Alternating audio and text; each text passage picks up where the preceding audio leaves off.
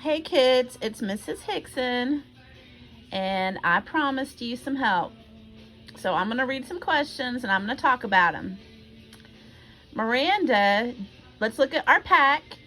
Miranda drew the hexagon below using points A, B, C, D, E, and F. A hexagon, let's count how many sides that has. 1, 2, 3, 4, 5, 6. So a hexagon has 6 sides. And the points on it are A, B, C, D, E, and F. And it says Miranda could draw a line segment between which 2 points to create 2 trapezoids. Ooh. So what you want to do is look at your answer choices, F, G, H, and J, and test out each one by drawing a line between A and E. Then, okay, we draw a line between A and E, and oh my gosh, that creates, I'll show you. Here's the hexagon. I made it with 6 different sides, just like on your paper. Boop, boop, boop, boop. And those are the sides A, B, C, D, E, and F. And so we're testing all of our answer choices. And answer choice F says draw a line from A between A and E. And look, doing that makes a little triangle, and then it makes a 5-sided figure. 1, 2, 3, 4, 5. So we know what a trapezoid looks like. A trapezoid looks like this. Has 2 parallel lines, and then 2 lines that are not parallel that go out like that. That's a trapezoid. Trapezoid. That's a trapezoid. So this, a triangle, and that is not a trapezoid. So that is not the right answer. Then you look at the answer choice for G, and it says C and F. C and F. So if you look at that, boom, boom, boom, boom, boom. C happens to be over here, and F happens to be over here. And if you draw a line between them, look, there's that trapezoid, and there's that trapezoid upside down. That shape. And so that answer choice, G, is the right answer choice. It's hard to write while I'm filming myself. G. I'm doing my best to write while filming myself. Okay, so that was for answer for number 5 in your packet. So let's look at number 6. Number 6. Boop. Number 6. Like I said, bear with me. I don't have my whiteboard at home, and so I'm just doing my best to film myself with my phone and write at the same time. So it's a little bit hard, but I'm doing my best. Maya drew 2 squares and labeled them P and Q. Each side of square P is 12 inches long. Each side of square Q is 6 inches long. So we know when there's a square, each side is the same length. So each side of P is 12 inches long. So I can put 12, 12, 12, 12. And each side of Q is 6 inches long. So that one's a little smaller, isn't it? 6, 6, 6, 6. And it says, in square inches, how much greater is the area of square P than the square Q? So we have to remember there's 2 different things we find is the area and the perimeter. And there's 2 different ways. Perimeter is the measurement around an object. So perimeter, the formula would be P for perimeter equals side plus side plus side plus side. But in this question, they didn't ask for the perimeter, they asked for the area. So the equation for that is A for area equals length times width. In other words, one side times the other side. So for this little square, since they asked for area, that one would be 6 times 6 equals 36.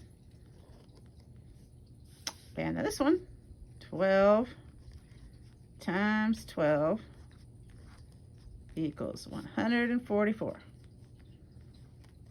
But the question says, how much greater? So your key word there is how much greater. When they're asking you to compare two things, like how much bigger is this, how much longer is that, how much taller is that, then they're asking you to subtract. They're telling you to find the difference or compare the two numbers. So you put the big number on top, 144, and you subtract the smaller number, 36. Remember, line up the decimal points.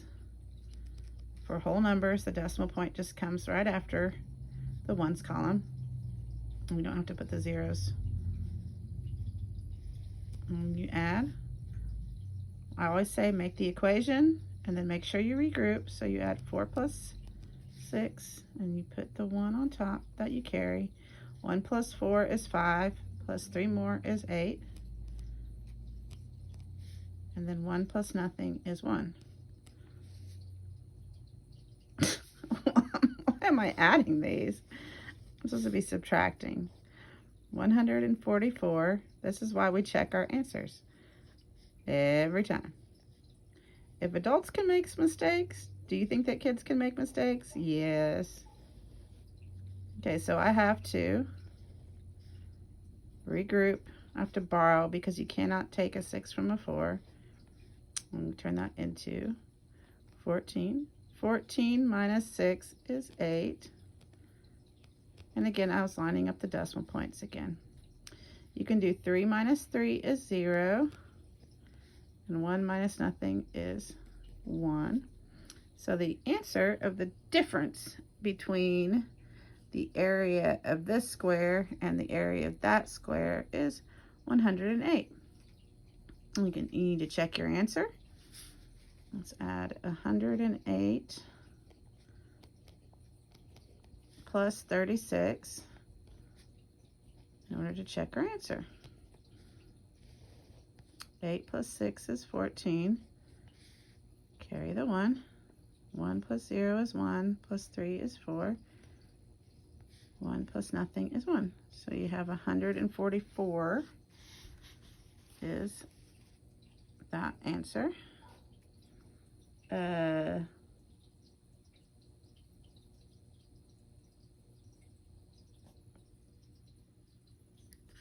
I was going to show you guys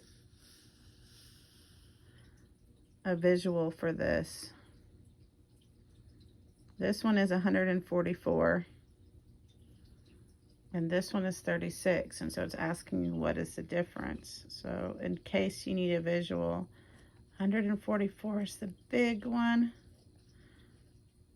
What is the difference between the area 36 and the big number of 144? That's what told us to subtract. It's like, what is the difference? Like, how much more did you have, is there between 36 and 144? It's 108. So that's your answer. And this is where you checked your answer. Okay, so the next one says, Linnell bought 7 mangoes and Martina bought 5 mangoes. Each girl paid $2 for each mango. Which equation can be used to find M, the total amount of money that Linnell and Martina paid for mangoes? All right, that's number 7. So Linnell, we highlight your important numbers, 7, 5, and 2. Highlight your key words that tell you what to do. The word each tells you to multiply or divide, and we have to decide which one. But we also need to think through the problem. Linnell bought 7 mangoes and Martina bought 5 mangoes. So first of all, we're thinking we need to add those two numbers together because we want to find out how many mangoes were bought all together. So we're like, well, 7 plus 5. 7 plus 5. That's how many mangoes were bought all together. And then they said that they paid $2 each for the mangoes. So you had all these mangoes, 12 of them. I'm visualizing. 1, 2, 3, 4, 5, 6. Sometimes for visualization, it means a picture. You can picture it in your mind, or you can picture it on paper by drawing it. 1, 2, 3, 4, 5, 6, 7, 8, 9, 10, 11, 12. And so it says that they paid $2 each for those mangoes. And we know that's going to be multiplication or division, but picture helps us know which one. 2, 2. They paid $2 each. So this is 2 plus 2 plus 2 plus 2 plus 2 plus 2 that they paid. And multiplication is repeated addition. Multiplication means you're adding something over and over and over again. Dividing means you're dividing it into little groups. But this one is multiplication. You have all these 12 mangoes and they paid $2 each. So it's repeated addition. So 7 plus 5 equaled the 12. And then it's going to be times 2. And that's the equation you're looking for, which is G. 7 plus 5 times 2. That's the answer. What about number 8? Mr. Vega. Let's see. Mr. Vega placed 1 35 pounds of sugar, 2 4/10 pounds of flour, and 0.02 is what it says, and that reads 200 pounds of salt in a mixing bowl. In pounds, how much sugar, flour, and salt did Mr. Vega place in the bowl?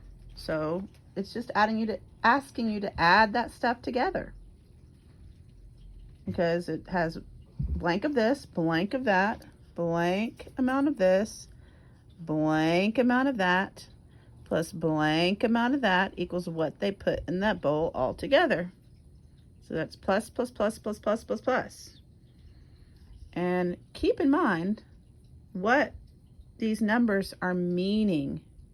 When it says 1 35 pounds, we know that means 1 whole and a little fractional amount of 35 hundredths, 35 out of 100. 2 wholes and 4 out of 10 hundredths.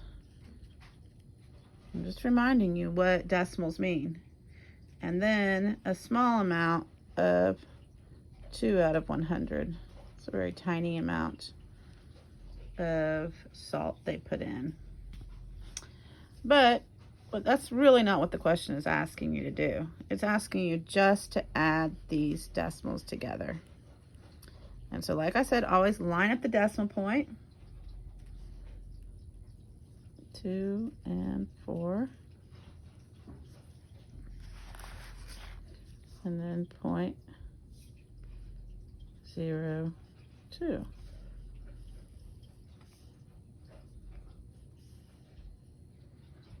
And so our decimal points lined up. And you can add these together. 5. Oh, notice I added a 0 on, because when you lined up the decimal points, 2.4, you had a missing number right here. And so I filled it in with a 0, because 2 40/100 is the same as 2 4/10. The same number, and so you can just add in a 0. 5 plus 0 plus 2 is 7. 3 plus 4 is 7. Carry down the decimal, and 1 plus 2 is 3. 3, and so all these three numbers add up to 3 and 77/100. So that's your answer right there. You can check it just by doing it again. Let's look at those numbers. 1 and 35, 2 and 4. Let's add that 0 in, and then 0.02. So 5 plus 2 is 7, 3 plus 4 is 7, 1 plus 2 is 3, and there's your answer again. You checked it. Check and check. 3 and 77. I want you to see how we write this in here. 3.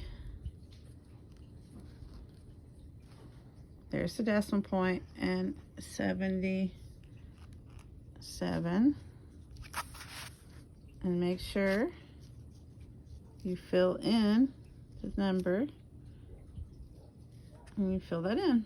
3 and 77, 3 and 77. Okay, that's it. 3 and 77. All right. Okay, so this is a little video. It's 15 minutes long that addressed all the 4 questions on that first page. I hope that helped you. Bye.